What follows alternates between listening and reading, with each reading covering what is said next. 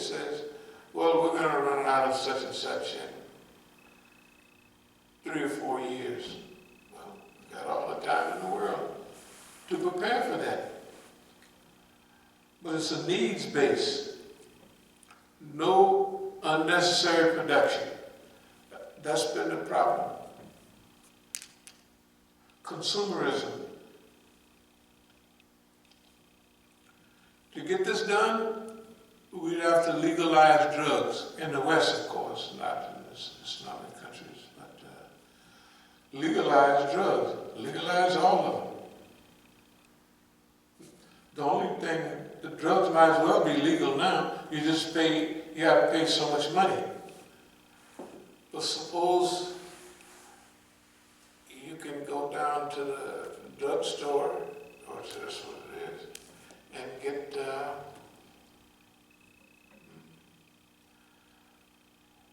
drugs that cost the same as salt, right? Drugs that cost the same as salt, or pepper, or stuff like that, right? If it wasn't illegal to produce it, you just collect the opium, right? Just cut the opium in the top and produce it, and off you go. It's just so high because it's illegal. If it's legal, you cut out crime syndicates. You cut out crime syndicates. If you're a drug addict and you don't have to pay, you don't have a $50 or $100 a day habit, you just have a $1 habit or a 50-cent habit. That you use drugs just like you use salt or pepper, or the people thought that the prohibition go away, everybody's going to be drunkards. Not really. Alcoholism proves one thing. Proper advertising, I mean really proper advertising, not the stuff they do now. But alcohol, cigarettes, and everything else will be minimized.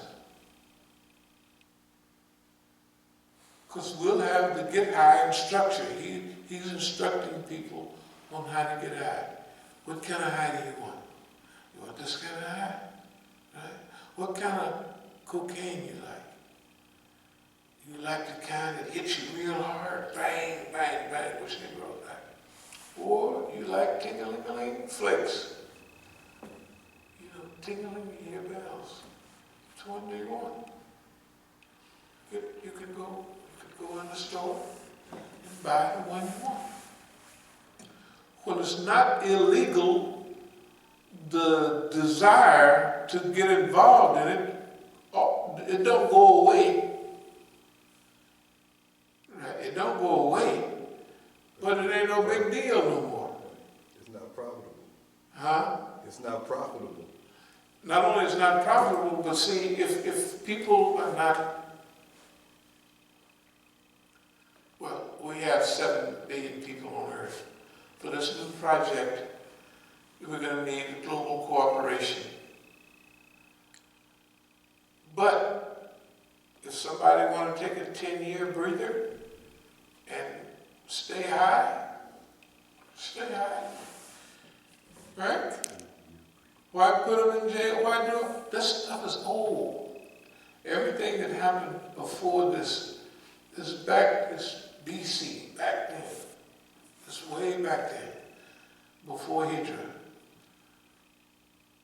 All the stuff that happened to us too. But those things that happened to us we have been a target for decades and decades. It was to teach us to be ready for this. It was preparation. Okay. So, legalize drugs. Remember, with proper advertising, with proper all of that stuff, you won't have people wanting to be.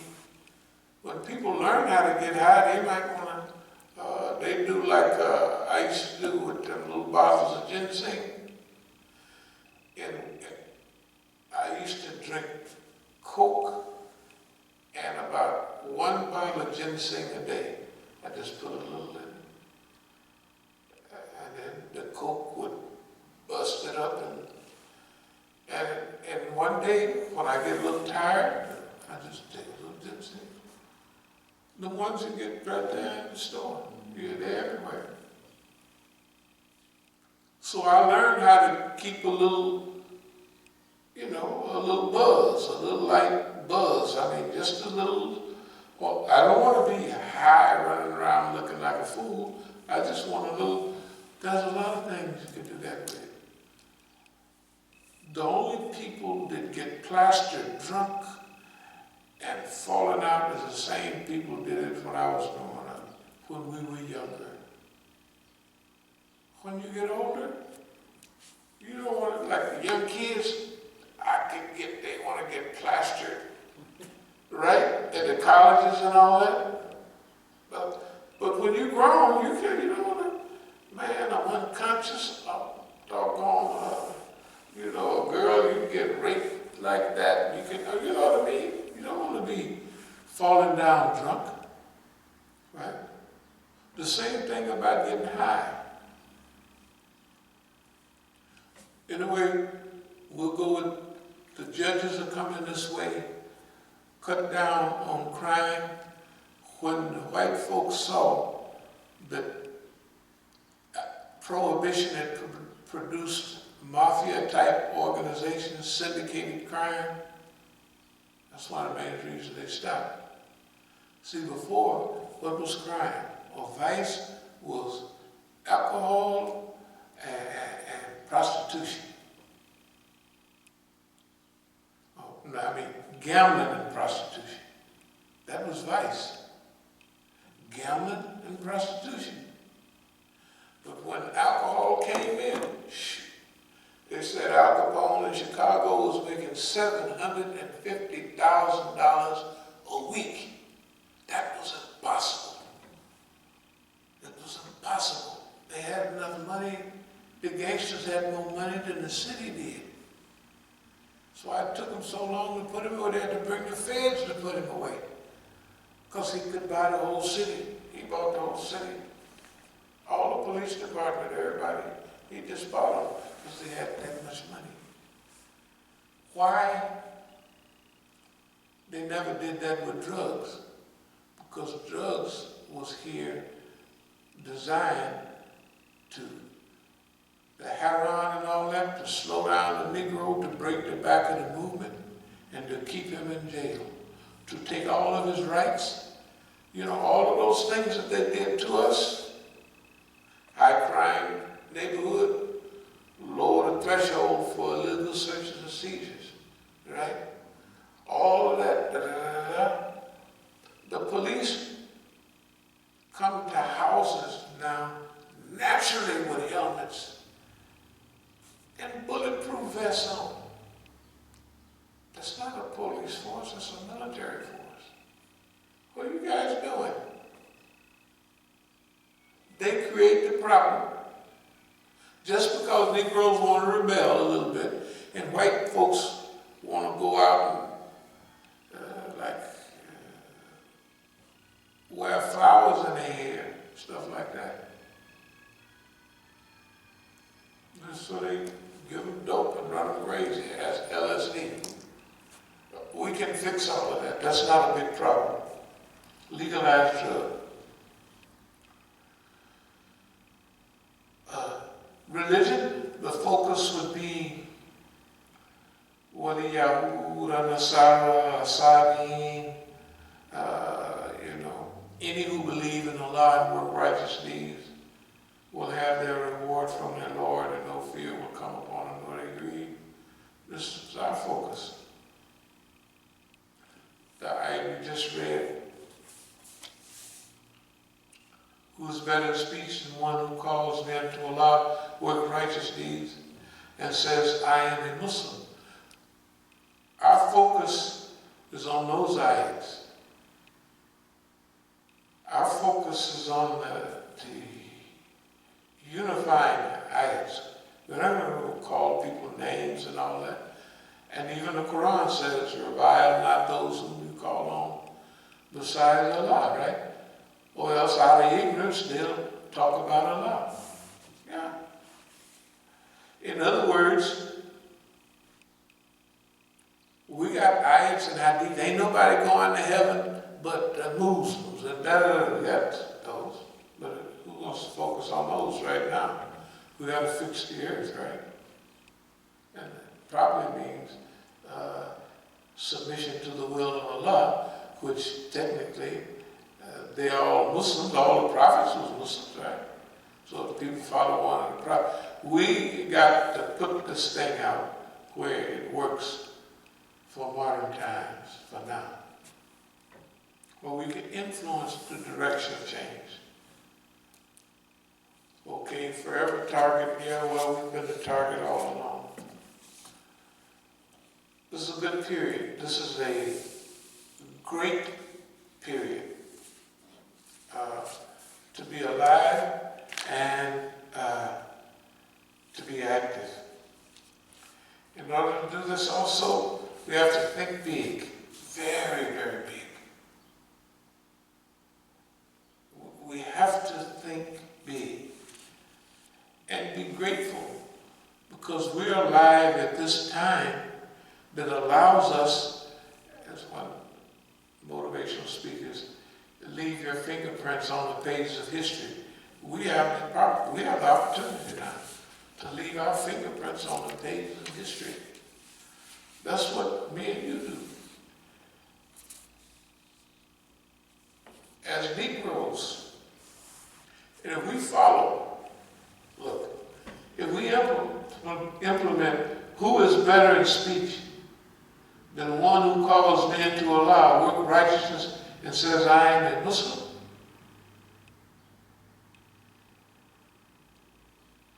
Nor can goodness and evil be equal, repel evil with that which is better.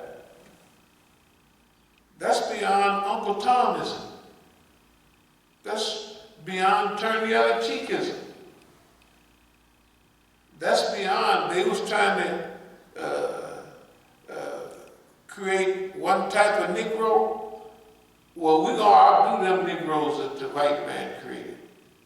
We're going to outdo them with kindness. That's what the Quran tells us to do, right? We're going to repel evil with good. That's all. That's been a cardinal principle of our talking on. It's just now, it's easy to see why, right? Why that stuff has been evolving. What's been coming up to the top. It's just that it's being, when you're groomed for a mission, everything fits after a while. All the other people that don't want to go along, they can go and do what they want. We're dealing with what our focus is. What we want to do. If we're still out here shouting in the wilderness, we'll be out here shouting in the wilderness. Because we're doing our job. Right? It's not our job to stand over the people, and it's our job to bring this message and put it in a way to where it's clear, concise, and understandable, and it's not confusing. You know.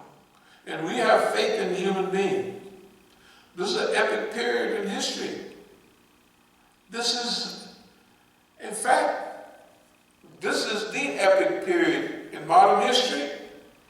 It's bigger than World War I, World War II, and all of those. And the enemy is a so-called disease, but the lurking enemy too is the system.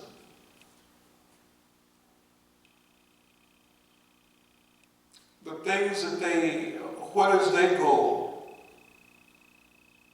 The system's goal, if it was a normal thing, it would be to break everybody, drop the prices in the dirt, and then go around and collect, get all the people who out of their houses. I don't think that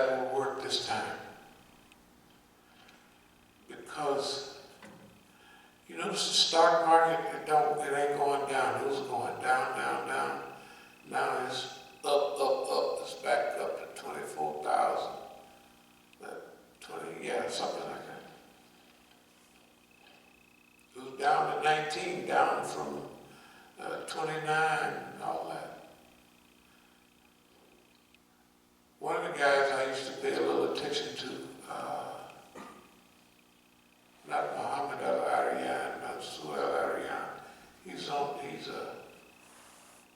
one of Wall Street people, but he might have be in semi-retirement now. But he says there's no reflection in the market and in the economy. The market goes up off of good news. It ain't been no good news, and I don't know when. So why is the market not going down?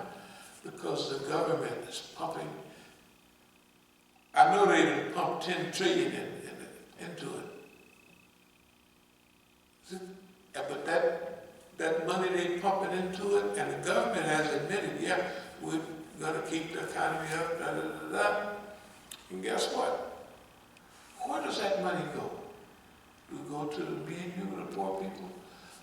That money, the only people in the stock market now, after being burned so many times, is the rich and powerful. Right? When they done pumped, let's say they done only pumped 8 or 10 trillion in the last few months into the market. You'd have to pump that much to keep it up. That would be transferring money to the wealthy. My feeling this time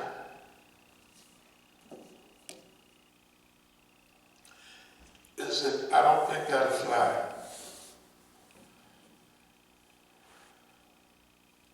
We say this is either the first chance or the last chance.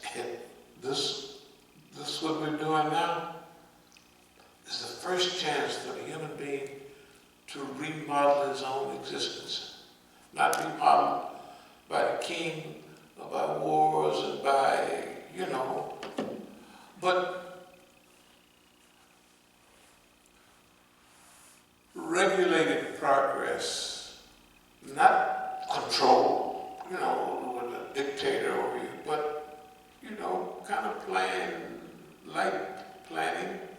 and a world that does not rule by money.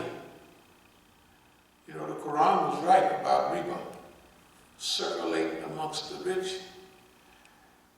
And once you get riba started, see, you don't have to work anymore. Your money works for you.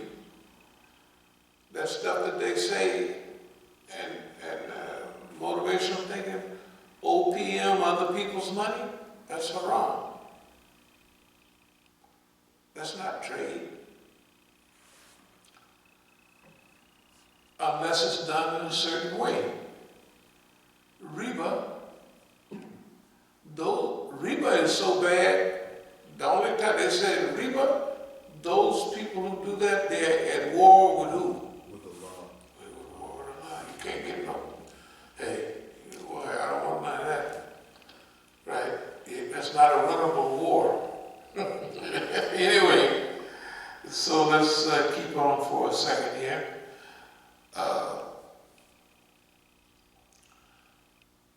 So focus on the future, visualize the earth we want to live in.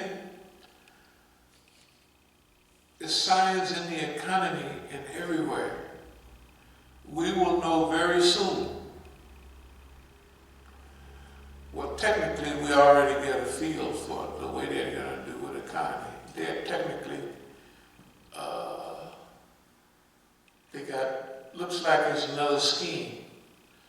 That when it's all said and done, that whatever happens, that means they, gonna wind up with all the money.